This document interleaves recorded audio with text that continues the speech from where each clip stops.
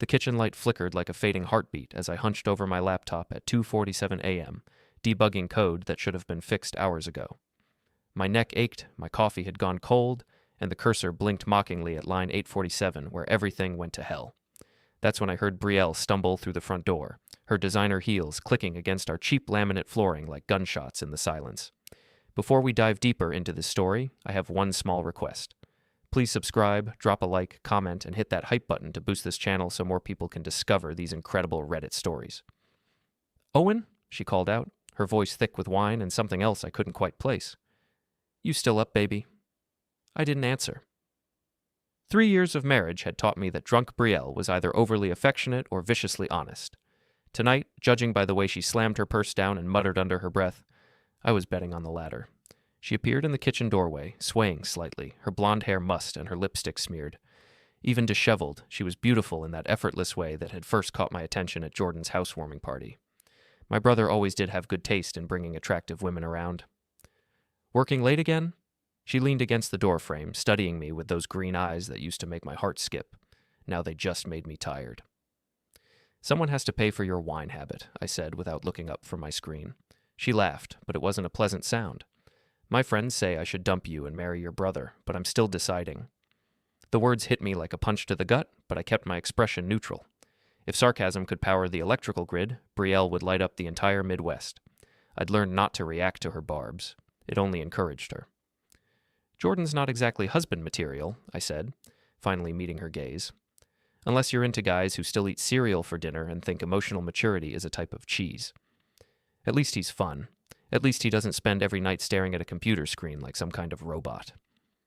I saved my work and closed the laptop. "You know what? You're right. I should be more like Jordan. Maybe I'll start hitting on my brother's wife at family gatherings." Her face flushed red. "That's not what I meant, and you know it." "Do I? Because from where I'm sitting, it sounds like you've given this a lot of thought." She turned and stumbled toward the bedroom, muttering something about me being impossible. I sat there in the dark kitchen for a long time after she left, staring at my reflection in the black laptop screen. The next morning, Brielle was gone before I woke up. Her coffee cup sat in the sink, lipstick stains around the rim like evidence of a crime.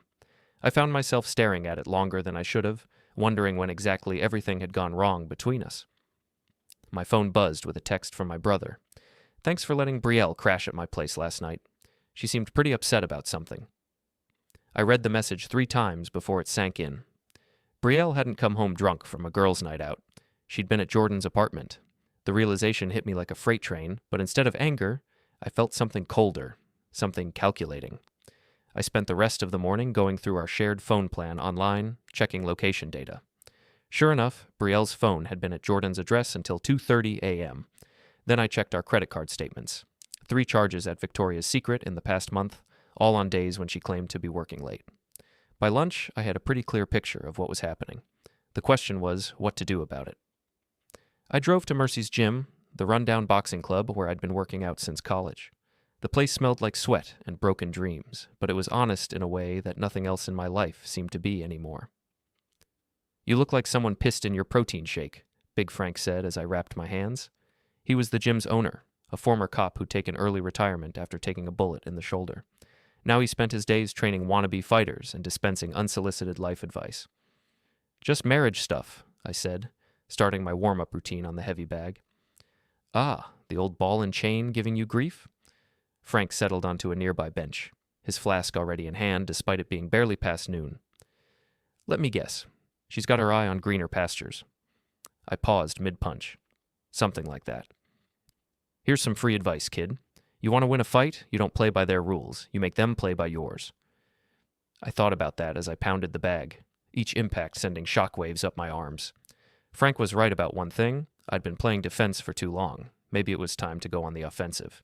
That evening, Brielle came home with shopping bags and a guilty smile. "I bought you something," she said, pulling out an expensive-looking shirt. "To make up for last night. I was drunk and said some stupid things."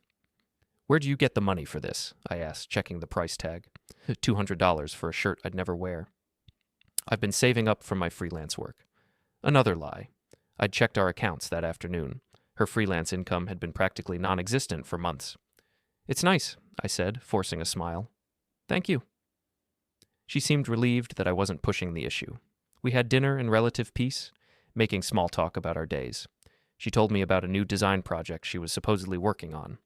I told her about a bug I'd fixed in our company's payment system. Normal married couple conversation, except every word felt like we were reading from a script. After dinner, while she was in the shower, I went through her purse. Her phone was password protected, but I knew her patterns. She used the same 4 digits for everything, our anniversary date. The irony wasn't lost on me. What I found in her text messages made me freeze, not because of the affair, I'd already figured that out, but because of the casual cruelty of her words to her friends about me. Owen's such a loser. I don't know why I married him. Jordan's everything Owen isn't. Confident, fun, actually good in bed. My friends keep asking when I'm going to leave him. Honestly, I'm just waiting for the right moment. There were dozens of messages like this, going back months. Screenshots of our private conversations that she'd shared with her friends for their amusement. Voice messages where she mocked my voice, my appearance, my career. The worst part was that her best friend Sloane was encouraging all of it, egging her on with increasingly nasty suggestions. "You should just take him for everything he's worth and run," one message read. "Men like Owen deserve to be alone." I put the phone back exactly where I'd found it and sat on our bed, listening to the sound of water running in the bathroom. 3 years of marriage, and this was what I meant to her. A punchline. A temporary inconvenience she was planning to discard. But 2 could play that game. I spent the next hour setting up a new email account and forwarding myself screenshots of the most damaging messages. Then I started planning my response. If Brielle wanted to play games, I'd show her what a real player looked like. The shower turned off, and I quickly closed my laptop. Brielle emerged in a cloud of steam, wrapped in the towel I'd bought her for her birthday last year. "You look tired," she said, sitting on the edge of the bed. "Everything okay?" I looked at her, really looked at her, and felt nothing but cold calculation. "Everything's perfect," I said. "I've been thinking about what you said last night, and you're right. I need to make some changes." She smiled, probably thinking she'd won some kind of victory. "I'm glad you're being open to feedback." "Oh, I'm very open to new ideas," I said. "In fact, I've already decided what I'm going to do." Something in my tone made her pause. "What do you mean?" I reached into my nightstand drawer and pulled out the manila envelope I'd prepared that afternoon. Inside were printouts of divorce papers I'd downloaded and filled out, along with copies of our financial records and a detailed breakdown of our assets. "I mean, I'm done playing defense," I said, handing her the envelope. "Your move." Brielle's face went through several color changes as she flipped through the papers. White to red to pale green, like a traffic light having a seizure. "Owen, what is this? This isn't funny." "It's not supposed to be funny. It's supposed to be final." She dropped the papers like they were on fire. "You can't be serious. We can work this out. Every marriage has problems." "Problems? Is that what you call planning to take me for everything I'm worth?" Her eyes widened. "I never said that." "No, but Sloane did, in the text messages you've been sending her for months." I pulled out my phone and started reading. Quote, "You should just take him for everything he's worth and run. Men like Owen deserve to be alone." End quote. The color drained from her face completely. "You went through my phone." "I went through my phone. We share a plan, remember? Everything you send gets backed up to the cloud, and I have the password." It wasn't entirely true, but she didn't need to know that. "Owen, please, I was just venting to my friends. I didn't mean any of it." "Which part didn't you mean? The part where you called me a loser? The part where you compared me to Jordan in bed? Or the part where you've been planning to leave me for months?" She started crying, but they were the calculated tears of someone who'd been caught, not genuine remorse. "I made mistakes, but we can fix this. We can go to counseling. The only mistake you made was underestimating me." I stood up and grabbed my jacket. "I'm staying at a hotel tonight. You have until tomorrow to decide if you want to do this the easy way or the hard way." "What's the hard way?" I paused at the bedroom door. Trust me, you don't want to find out." I drove to the Comfort Inn on the outskirts of town, my hands shaking slightly on the steering wheel. 3 years of marriage, over in one conversation. I should have felt sad, or angry, or something. Instead, I felt oddly liberated. My phone started buzzing almost immediately. First Brielle, then Jordan, then numbers I didn't recognize. I turned it off and checked into my room, ordering pizza and settling in to plan my next move. The thing about being married to someone for 3 years is that you learn all their secrets, where they hide their money, who their real friends are, what they're most afraid of. Brielle thought she was playing chess while I was playing checkers. She was about to learn the difference. I spent the night making lists, Brielle's friends and their contact information, her clients and business relationships, her social media accounts and the passwords she thought I didn't know, her fears, her insecurities, her pressure points. By morning, I had a comprehensive battle plan. I turned my phone back on to find 47 missed calls and 62 text messages. Most were from Brielle, ranging from apologetic to angry to desperate. A few were from Jordan, asking what was going on. One was from my mother, who'd apparently already heard the news through the family gossip network. But the most interesting one was from Detective Mike Vance, an old gym buddy who'd made it through the police academy while I'd gone into tech. Heard you might be going through some stuff. If you need to talk, give me a call. Also, fair warning, your brother's been asking questions about domestic surveillance laws. Thought you should know. I smiled. Jordan was already trying to build a case against me, probably at Brielle's request. They thought I'd broken some law by accessing our shared phone records. They had no idea what was coming. I drove back to the house around noon. Brielle's car was gone, but I could see Mrs. Yancey peeking through her curtains next door. Our neighbor was the neighborhood's unofficial information broker, and I had a feeling she'd been getting quite a show. Inside, the house looked like a tornado had hit it. Drawers pulled out, papers scattered everywhere, my laptop missing from the kitchen table. Brielle had obviously been looking for something, probably evidence of how I'd accessed her messages. What she didn't know was that I'd expected this. Everything important was already backed up to a secure cloud server she didn't know about. The laptop she'd taken was a decoy, loaded with fake files and a tracking program that would tell me exactly where she went. I was in the kitchen making coffee when Jordan showed up. "We need to talk," he said, letting himself in without knocking. "Do we? Because I'm pretty sure everything that needed to be said was said last night in your apartment." He had the grace to look embarrassed. "Look, I know how this looks, but it's not what you think." "Really? Because what I think is that my wife has been sleeping with my brother while making plans to divorce me and take half my assets. Please, enlighten me about what I'm missing." Jordan ran his hands through his hair, the same nervous gesture we'd both inherited from our father. "It just happened, Owen. We didn't plan it." "Which part just happened? The closeness? Or the months of planning how to screw me over financially?" "There was no planning. Brielle's upset, she's confused, but she's not trying to hurt you." I laughed, and the sound was harsh even to my own ears. "Jordan, I've seen the text messages. I know about the gifts you've been buying her with money from our joint account. I know about the hotel rooms, the secret phone calls, all of it." His face went pale. "You've been spying on us." "I've been paying attention. There's a difference." "This is crazy, Owen. You're acting paranoid." "Am I? Let me ask you something, little brother. When did you first realize you wanted to sleep with my wife? Was it at Mom's birthday party when you kept refilling her wine glass? Or was it earlier, maybe at our wedding when you gave that best man speech about how lucky I was?" Jordan's jaw tightened. "You're being an asshole." "I'm being honest, something you might want to try sometime." "Fine. You want honesty? Here it is. Brielle's unhappy. She has been for months. You work all the time, you never talk to her. You treat her like she's just another piece of furniture in your perfectly organized life. So naturally, the solution was for you to sleep with her. The solution was for someone to pay attention to her, to make her feel wanted and appreciated. How noble of you. I'm sure it had nothing to do with the fact that she's beautiful and willing to stroke your ego." Jordan stepped closer, and for a moment I thought he might actually take a swing at me.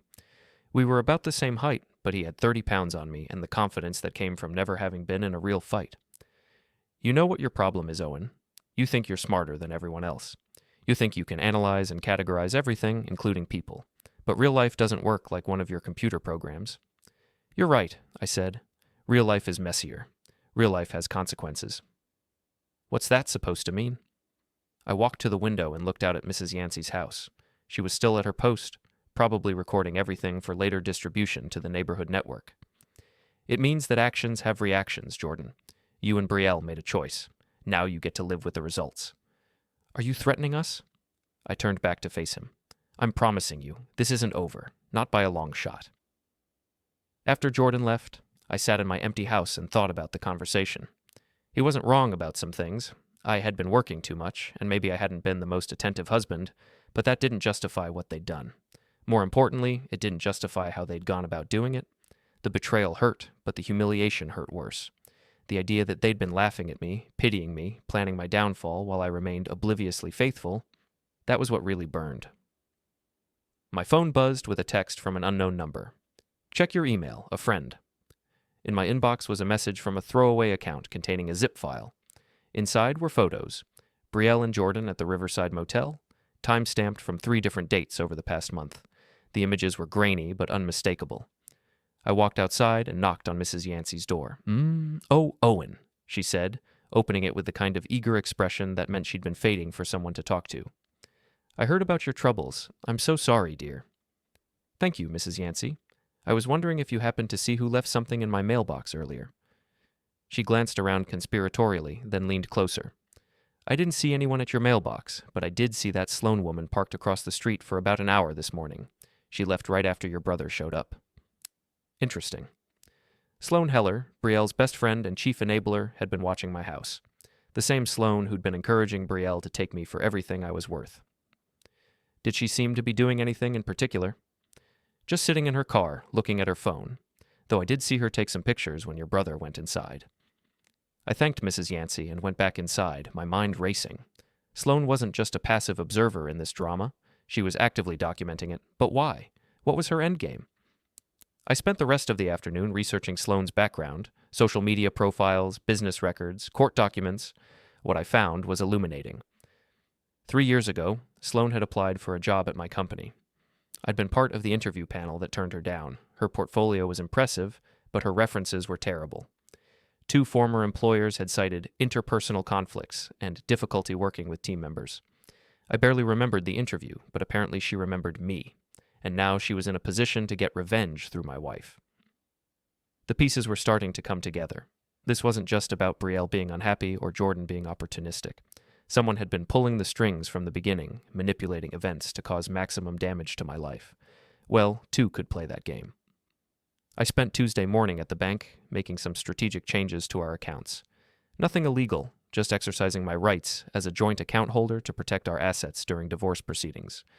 By lunch, I'd moved half of our savings into a separate account and put a freeze on our shared credit cards. My phone started ringing around 2 p.m. "What did you do?" Brielle's voice was shrill with panic. "I protected our mutual interests. The divorce papers clearly state that all assets should be preserved until the proceedings are complete. I can't access any of our money." "You can access your half. I made sure of that. What you can't access is my half, which you've been spending on hotel rooms and gifts for my brother." "Owen, please, I need to buy groceries. I need gas money." "Then I suggest you ask Jordan for help. Or better yet, get Sloan to loan you some cash. I'm sure she'd be happy to help, considering how invested she is in your relationship." There was a long pause. "What do you mean by that?" "I mean, I know she's been documenting our marriage problems. I know she's been encouraging you to leave me, and I know she's the one who sent me those photos of you and Jordan at the motel." "That's impossible. Sloan would never—" "Sloan applied for a job at my company 3 years ago. I was on the panel that rejected her application. Funny how she became your best friend right around the same time, isn't it?" Another pause, longer this time. "You're being paranoid." "Am I?" "Ask her about Pinnacle Design Solutions. Ask her why she really moved to this town. Ask her what she was doing parked outside our house yesterday morning." I hung up before she could respond. The beauty of psychological warfare is that you don't have to prove anything.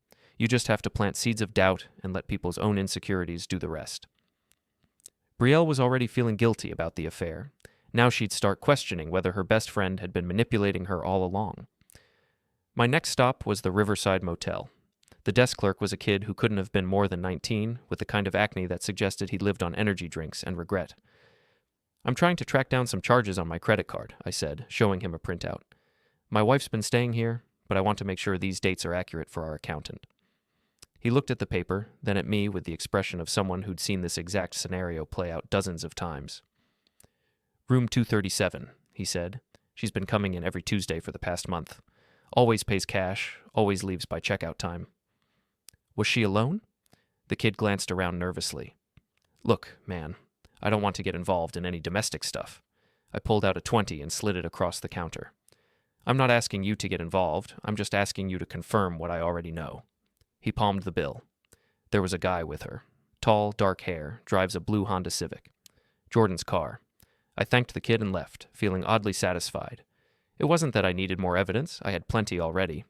But there was something therapeutic about having my suspicions confirmed by a neutral party.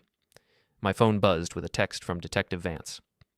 "Coffee tomorrow? I have some information you might find interesting." We met at Mel's Diner, a greasy spoon downtown that served coffee strong enough to wake anyone and minded its own business. Vance was already in a corner booth when I arrived, looking like he hadn't slept much. "You look like hell," I said, sliding into the seat across from him. "Occupational hazard? You don't look much better."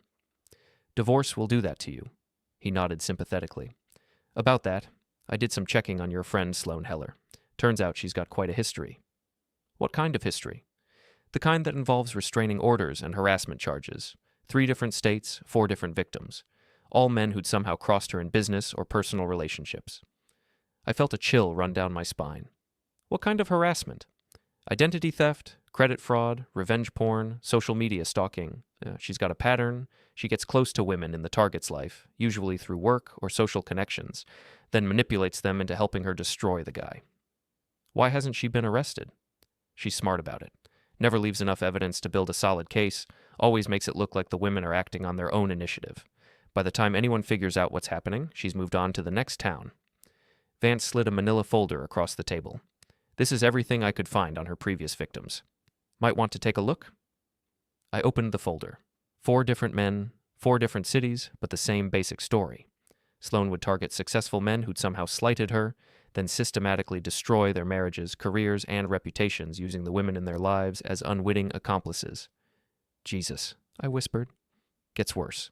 2 of these guys ended up attempting suicide. 1 succeeded." I looked up at Vance. "Why are you telling me this?" "Because you're my friend, and because I've seen what this woman can do. Also because she's been asking around town about you, trying to dig up dirt on your finances and personal life." "What kind of questions?" "The kind that suggests she's not done with you yet. Whatever you did to piss her off, she's planning something big." I spent the rest of the afternoon reading through the files Vance had given me.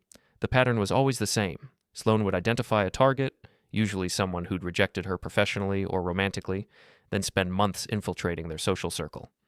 She'd befriend the target's wife or girlfriend, slowly poisoning them against their partner while encouraging increasingly destructive behavior. The most recent case was in Denver, where she'd convinced a software engineer's wife to empty their joint accounts and flee to Mexico with her personal trainer. The husband had lost his house, his job, and eventually his sanity. He'd been found in his car with the engine running and the garage door closed. I thought about Brielle, about how quickly her attitude toward me had changed over the past year, about how many of her new opinions and complaints seemed to echo things Sloane had said, about how our marriage had gone from merely troubled to actively toxic right around the time Sloane had moved to town. My phone rang. Jordan. "We need to talk," he said. "In person. Tonight."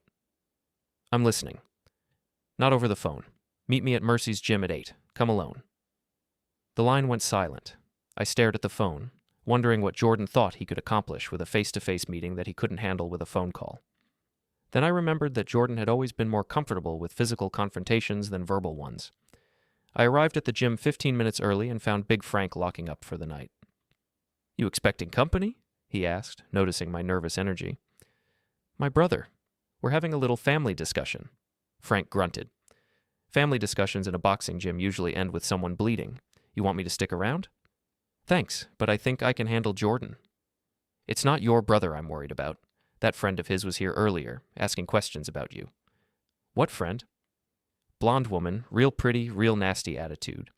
Wanted to know about your training schedule, whether you'd ever been in any real fights, that kind of thing." Sloane. She was gathering intelligence, probably planning to use it against me somehow. "What did you tell her?" "Told her to get lost. But Owen, watch your back. That woman's got crazy eyes." Frank left, and I settled in to wait for Jordan. The gym was eerily quiet, without the usual sounds of gloves hitting bags and weights clanking together. Just the hum of fluorescent lights and the distant sound of traffic outside. Jordan arrived exactly at 8, and he wasn't alone. Brielle was with him, looking nervous and defiant at the same time. "I thought you said come alone," I said. "Brielle wanted to be here. We have something to tell you?" I leaned against the heavy bag, trying to look casual. "I'm all ears." Brielle stepped forward. "Owen, I'm pregnant." The words hit me like a physical blow. "What?" "I found out yesterday. I'm about 6 weeks along." I did the math in my head. 6 weeks ago, Brielle and I had still been sharing a bed, still trying to make our marriage work, but she'd also been seeing Jordan. "Is it mine?" I asked. Brielle's face crumpled. "I don't know." Jordan put his arm around her protectively. "It doesn't matter. We're going to raise the baby together. It matters to me, I said, and it's going to matter to a divorce court. Owen, please, Brielle said. Can't we just try to handle this like adults? I laughed, but there was no humor in it. Adults? You want to talk about acting like adults? Adults don't have affairs. Adults don't plan to financially destroy their spouses. Adults don't get manipulated by psychopaths with revenge fantasies. What are you talking about? Jordan asked. I'm talking about your girlfriend, Sloane. Did you know she's done this before? 4 times, in 4 different cities. Did you know one of her previous victims eliminated himself? Brielle went pale. That's not true. It's all true. I have police reports, court records, everything. Sloane Heller is a professional home wrecker, and you've been her latest project. You're lying, Jordan said, but he didn't sound convinced. I pulled out my phone and showed them the photos Vance had given me. Sloane's mugshots from previous arrests, newspaper articles about her victims, court documents detailing her pattern of behavior. She targeted me because I was on the hiring committee that rejected her job application 3 years ago. She's been planning this whole thing from the beginning, using both of you to get revenge. Brielle sank onto a nearby bench, staring at the photos. This can't be right. Sloane's my friend. She's been helping me figure out what I want. She's been telling you what to want. Think about it, Brielle. When did you first start having doubts about our marriage? When did you first start thinking about Jordan as more than just my brother? I bet it was right after Sloane started asking you those innocent little questions about whether you were really happy. The look on Brielle's face told me I was right. Jordan was studying the police reports. Some of this stuff. Sloane asked me about our family finances, said she was worried about Brielle's future security. She wanted to know about your work schedule, your hobbies, your friends. She was profiling me, learning my weaknesses so she could exploit them. But why would she want to help us? Brielle asked. What does she get out of it? She gets to watch me suffer. She gets revenge for a perceived slight that I barely even remember. And she gets to move on to the next town and do it all over again. We sat in silence for a few minutes, processing the implications. Finally, Jordan spoke up. So what do we do now? I looked at my brother and my pregnant wife and felt something shift inside me. The cold calculation I'd been nurturing for days began to warm into something more dangerous. Now? I said. Now we give Sloane exactly what she's been asking for. The plan came together over the next 3 days like pieces of a puzzle I'd been unconsciously assembling for months. Every conversation with Sloane, every manipulation, every lie, it all became ammunition. I started by calling Brielle and Jordan separately, feeding them each a different version of my emotional breakdown. To Brielle, I was the remorseful husband desperate to save his marriage. To Jordan, I was the defeated brother ready to step aside for his happiness. I've been thinking about what you said, I told Brielle over lunch at the diner where we'd had our first date, about me not paying attention, not making you feel wanted. You were right. She looked surprised. I was? I got so caught up in work, in providing for us financially, that I forgot about providing for us emotionally. Maybe we can try counseling, work things out. What about Jordan? What about him? You're carrying my child, aren't you? The uncertainty in her eyes told me she still wasn't sure about the paternity, but she nodded anyway. I think so, yes. Then we owe it to the baby to at least try. Meanwhile, I was telling Jordan a completely different story. I can't compete with you, I said when we met for drinks at Murphy's bar. I never could. Even when we were kids, you were the one everyone liked, the one who could make friends easily. Jordan looked uncomfortable with my apparent capitulation. Owen, it's not a competition. Isn't it? You want my wife, you can have her. Just promise me you'll take care of the baby, whether it's mine or not. You're really okay with this? I'm tired, Jordan. I'm tired of fighting, tired of being angry, tired of pretending I don't see what's right in front of me. Brielle's happier with you than she ever was with me. The beautiful thing about playing both sides is that people hear what they want to hear. Brielle wanted to believe I was finally willing to fight for our marriage. Jordan wanted to believe I was graciously stepping aside. Neither of them bothered to compare notes. But Sloane was a different story. She was too smart, too experienced to fall for simple emotional manipulation. For her, I needed something more sophisticated. I started by feeding her information through Mrs. Yancey, who I'd discovered was surprisingly willing to play spy in exchange for having someone to gossip with. I'd drop by her house every few days with coffee and updates on my emotional breakdown. I just don't know what to do, I told her on Thursday afternoon. I keep thinking about leaving town, starting over somewhere fresh. Oh, you can't do that, dear. This is your home. What's left for me here? My wife's leaving me for my brother, my friends all think I'm some kind of controlling psychopath, and I can barely afford to keep the house. Mrs. Yancey made sympathetic noises while mentally cataloging every word for later distribution. Within hours, I knew, the story would be all over the neighborhood, and Sloane, who'd been monitoring the local gossip network like a spider watching her web, would hear every detail. The bait was simple. I was broken, isolated, and planning to run away. For someone like Sloane, whose whole motivation was watching her target suffer, the idea that I might escape before she'd finished destroying me would be intolerable. Sure enough, by Friday morning, she was making her move. "Owen?" Brielle called me at work, sounding confused. "Sloane wants to meet with you. She says she has something important to tell you about Jordan and me." "What kind of something?" She wouldn't say, but she seemed really upset about it. She wants to meet tonight at the old amusement park by the river. The abandoned Riverside amusement park had been closed for 15 years, ever since a kid had fallen off the Ferris wheel and the insurance company had pulled their coverage. The city kept talking about tearing it down, but somehow it never happened. Now it sat empty and rotting, a perfect place for the kind of conversation that couldn't happen in public. Did she say why she wanted to meet there? She said it was neutral ground, somewhere private where you could talk without interruptions. I almost smiled. Sloane thought she was being clever, choosing an isolated location where she could confront me without witnesses.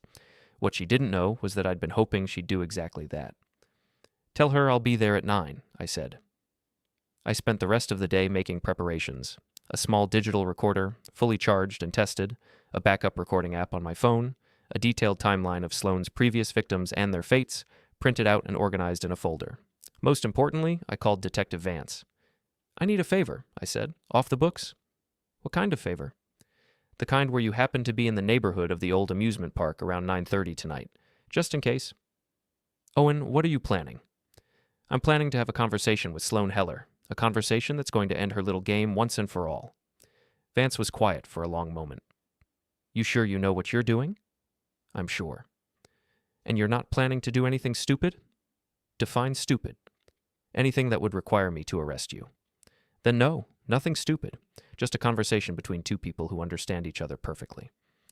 I arrived at the amusement park at 8:45, parking behind the old ticket booth where my car wouldn't be visible from the main entrance. The place was even creepier at night than I'd remembered, rusted rides looming like metal skeletons against the dark sky, weeds growing through cracked pavement, the smell of decay and stagnant water hanging in the air.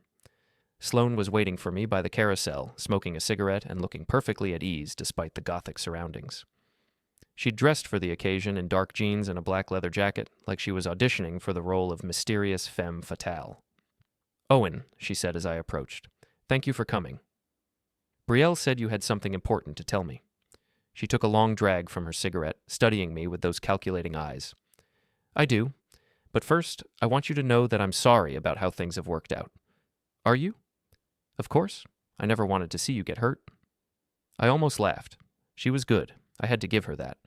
Even now, with her game exposed, she was still playing the concerned friend. "That's interesting," I said. "Because I've been doing some research on you, Sloane. Very interesting reading."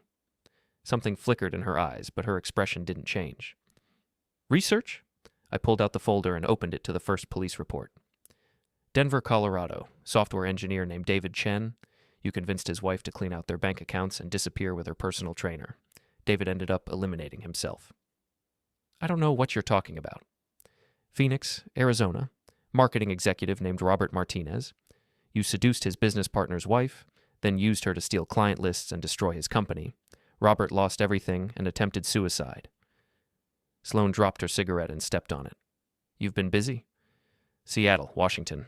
Architect named Michael Thompson. You—" "Enough." Her mask finally slipped, revealing the cold intelligence underneath. "You think you're so smart, don't you? You think you've figured it all out."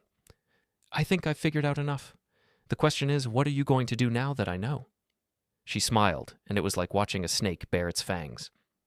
"What am I going to do?" "Owen, you poor stupid man. I'm going to finish what I started." "Which is?" "Destroying you completely. Your wife is going to leave you and take half of everything you own. Your brother is going to raise your child and poison them against you. Your friends are going to remember you as the paranoid control freak who couldn't handle his wife's happiness. And then you'll move on to the next town and do it all over again. Probably. It's surprisingly easy, you know. Men like you, with your egos and your assumptions about how the world works, you're so predictable." I pulled out my phone and stopped the recording app. Say that again. Her eyes widened as she realized what I'd done. You recorded me? I recorded everything. Your confession, your threats, your admission that you've done this before. Detective Vance is going to find it very interesting. You think anyone's going to believe you? You're the bitter ex-husband making wild accusations against his wife's friend. Maybe. Or maybe they'll believe the police reports from 4 different states. Maybe they'll believe the pattern of behavior that's been documented by law enforcement agencies across the country. Sloane's composure finally cracked completely. You have no idea what you're dealing with. I will destroy you. I will take everything you care about and burn it to the ground. You already tried that, but here's the thing, Sloane. You made one crucial mistake. What mistake? You assumed I was a victim. You assumed I was just another weak man who'd roll over and take whatever you dished out. But I'm not David Chen, and I'm not Robert Martinez. I'm the guy who's going to make sure you never hurt anyone else again. She lunged at me then, fingernails aimed at my face like claws. But I'd been expecting it. I'd read the police reports, knew about her history of physical violence when cornered. I caught her wrists and held them, feeling her struggle against my grip. Let me go. In a minute.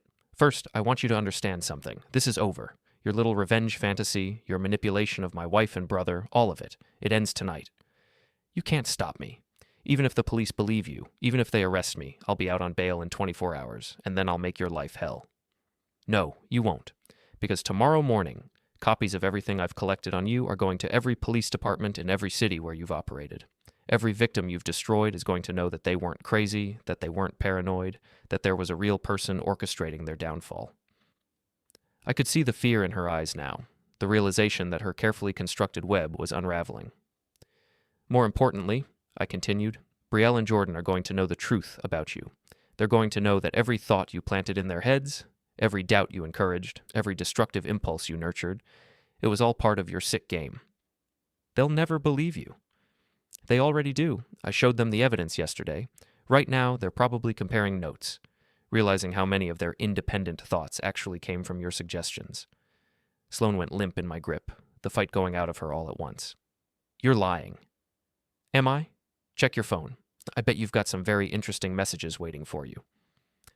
She pulled out her phone with shaking hands, scrolling through what looked like an increasingly frantic series of texts and missed calls. They hate me, she whispered. They hate what you made them do. They hate what you made them become, but mostly they hate that they let you use them to hurt someone they actually cared about. Sirens wailed in the distance, getting closer. Detective Vance, right on schedule. What happens now? Sloane asked. I released her wrists and stepped back. Now you get arrested. You get charged with harassment, stalking, and probably a dozen other crimes across multiple jurisdictions. You get to explain to a judge why you've spent the last 5 years destroying families for fun. And then? And then you disappear from my life forever. Because if I ever see you again, if I ever hear that you've hurt another family, I won't call the police. I won't gather evidence or build a case. I'll handle it myself, and you won't like how that conversation ends. The police cars pulled into the parking lot, their headlights cutting through the darkness. Vance got out of the lead car, along with 2 officers I didn't recognize. Owen? Everything okay here? I held up my phone. I've got her confession recorded. Everything you need to build a case. As they handcuffed Sloane and read her rights, she looked back at me one last time. This isn't over, she said. Yes, it is, I replied. You just don't know it yet. 3 months later, I was sitting in my lawyer's office, signing the final divorce papers. Brielle sat across from me, looking tired and older than her 31 years. The pregnancy was starting to show now, a small bump that served as a constant reminder of how complicated our situation had become. The paternity test results came back, my lawyer said, sliding an envelope across the table. I'd been dreading this moment for weeks. The baby would either be mine, making the divorce infinitely more complex, or Jordan's, making it final in a way that would probably destroy what was left of our family relationships. I opened the envelope and read the results twice before the words sank in. Well? Brielle asked. It's mine, I said. She closed her eyes, and I couldn't tell if she was relieved or disappointed. What does that mean for us? It means we're going to be connected for the rest of our lives, whether we like it or not. It means we need to figure out how to be good parents, even if we couldn't figure out how to be good spouses. The divorce settlement was remarkably amicable, considering everything that had happened. Brielle got the house and half our savings. I got my freedom and joint custody of our unborn child. We both got the chance to start over. Jordan was waiting in the parking lot when we came out of the lawyer's office. "How did it go?" he asked. "It's done," Brielle said. "We're officially divorced." He nodded awkwardly. The past few months had been hard on him, too. Learning that he'd been manipulated by Sloane had shattered his confidence, made him question every decision he'd made during the affair. He and Brielle had tried to make their relationship work after the truth came out, but the foundation had been too poisoned by lies and manipulation. "I'm sorry, Owen," he said, "for all of it. I know that doesn't fix anything, but I need you to know that I'm sorry. I know you are, and I'm sorry too. For the things I said, the way I handled finding out, we both could have done better." It wasn't forgiveness exactly, but it was a start. Sloane's trial had been a media sensation. Once the story broke about her pattern of destroying families across multiple states, other victims had come forward. The final count was 7 families over 8 years, with damages in the millions when you factored in divorces, lost businesses, and medical bills from suicide attempts. She'd been sentenced to 12 years in federal prison for interstate stalking, fraud, and conspiracy charges. Her victims had also filed a class-action civil suit that would likely keep her financially ruined for the rest of her life. But the real victory wasn't legal. It was personal. She'd tried to destroy my life, and instead, she'd given me the clarity to see what was really important. My marriage to Brielle had been failing long before Sloane arrived on the scene. Her manipulation had just accelerated the inevitable. Now, 6 months after the divorce was final, I was sitting in a different kind of meeting. The conference room at Pinnacle Tech Solutions was sleek and modern, all glass and chrome and expensive furniture. Across from me sat the company's board of directors, looking like they were about to offer me something I couldn't refuse. "We've been following your story," the CEO said. "What you did, exposing that woman's operation, preventing her from hurting other families, it shows the kind of character and investigative skills we value in our security division. You want to hire me? We want to promote you, head of corporate security, with a focus on protecting our employees and clients from exactly the kind of threats you faced. The salary is double what you're making now, plus equity and a signing bonus." It was everything I'd worked toward for years. Financial security, professional recognition, the chance to use my skills to help other people avoid what I'd gone through. "There's just one condition," the CEO continued. "We'd need you to relocate to our Seattle headquarters." Seattle. 3,000 miles from Brielle and the baby that would be born in 4 months. 3,000 miles from Jordan and the awkward family dinners we were slowly learning to navigate again. 3,000 miles from the small town where everyone knew my story.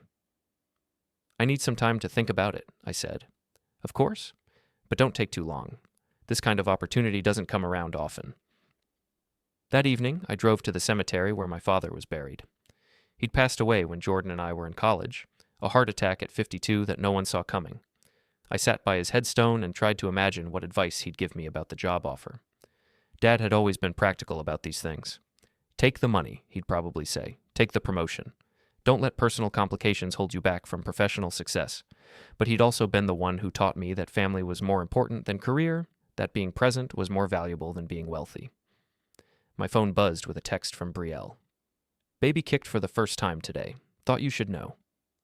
I stared at the message for a long time, thinking about what kind of father I wanted to be. Present or absent, involved or distant, the kind of man who put his career first or the kind who put his family first. The next morning, I called the CEO and turned down the job. "Are you sure?" he asked. "This is a life-changing opportunity." "I'm sure. My life changed already. Now I need to figure out how to live it." Instead of moving to Seattle, I started my own consulting business. Corporate security, digital forensics, and threat assessment for small businesses that couldn't afford their own security departments. The money wasn't as good as the corporate job would have been, but it was enough. More importantly, it let me stay close to my daughter. Emma was born on a Tuesday in October, weighing 6 pounds and 3 ounces. She had Brielle's eyes and my stubborn chin, and when the nurse placed her in my arms for the first time, I understood why people talked about love at first sight. "She's perfect," I whispered. Brielle smiled tiredly from the hospital bed. "She is, isn't she?" Jordan was there too, holding flowers and looking uncomfortable, but trying to be supportive. We'd all agreed that Emma needed to grow up in a family that functioned, even if it wasn't the traditional kind of family any of us had planned. "Have you picked a middle name yet?" he asked. Brielle and I had been debating this for weeks. We'd agreed on Emma for the first name, but couldn't settle on what came next. "Hope," I said suddenly. "Emma Hope." Brielle considered it, then nodded. Emma Hope Mercerly. I like it. Hope. It seemed appropriate. After everything we'd been through, everything we'd lost and found and learned, hope was what we had left. Hope that we could be good parents despite being terrible spouses. Hope that Emma would grow up knowing she was loved, even if her family looked different from other families. Hope that the future could be better than the past. 2 years later, I was pushing Emma on the swings at Riverside Park when my phone rang. Detective Vance. "Thought you should know," he said. "Sloan Heller passed away in prison yesterday. Apparent suicide." I stopped pushing the swing and watched Emma laugh as she sailed back and forth through the afternoon sunlight. "How do you feel about that?" Vance asked. "I don't know," I said honestly. "Empty, I guess, like finishing a book that didn't have a real ending." "She can't hurt anyone else now." "No, but she can't get help either. She can't change or grow or become something better than what she was. You almost sound like you feel sorry for her." Did I? Maybe a little. Sloan had been a monster, but she'd also been a person who'd chosen to become a monster. Somewhere along the way, she'd decided that her pain justified hurting other people, that her grievances were more important than other people's happiness. I'd almost made the same choice. When I'd discovered Brielle's affair, when I'd realized how thoroughly I'd been manipulated and betrayed, I'd felt that same cold rage that had driven Sloan to destroy so many lives. The difference was that I'd found a better way to channel it. "Daddy, push," Emma called out, and I put away my phone and focused on what mattered. That evening, after dropping Emma off at Brielle's house, I drove to the old amusement park one last time. The city had finally gotten around to tearing it down, and the demolition crews had been working for weeks. Most of the rides were gone now, reduced to piles of twisted metal and broken dreams. I stood where the carousel used to be, where I'd confronted Sloan that night 2 years ago, and tried to figure out what I'd learned from the whole experience. I'd learned that people weren't always who they seemed to be. I'd learned that love wasn't enough to save a marriage if the foundation was rotten. I'd learned that revenge was a dish best served with justice rather than cruelty. Most importantly, I'd learned that being the villain in someone else's story didn't have to make you the villain in your own. My phone buzzed with a text from an unknown number. "Mr. Mercerly, my name is Sarah Chen. You don't know me, but you helped save my family by exposing Sloan Heller. My husband was one of her previous victims. I was wondering if we could talk about your consulting business. We have a situation that might require your expertise." Another family in trouble, another chance to use what I'd learned to help someone else avoid the pain I'd experienced. I typed back, "I'd be happy to help. When can we meet?" As I walked back to my car, I thought about the conversation I'd had with Big Frank at the gym all those months ago. You want to win a fight? You don't play by their rules. You make them play by yours. I'd won the fight against Sloan, but not by becoming like her. I'd won by refusing to let her turn me into the villain she wanted me to be. I'd won by choosing to be better than the worst thing that had happened to me. The demolition crews had left floodlights running to illuminate their work, and in the harsh white light, I could see the bones of what the amusement park had once been. Broken concrete and twisted metal, but also the foundation for something new. The city was planning to build a community center on the site, a place where families could come together and make better memories than the ones that had been destroyed here. It seemed like a good metaphor for what I'd built from the wreckage of my marriage. Not what I'd planned, not what I'd hoped for, but something that worked, something that served its purpose, something that made the world a little bit better than it had been before. I got in my car and drove home, ready to help the next family that needed saving, ready to be the hero in someone else's story instead of the villain in my own.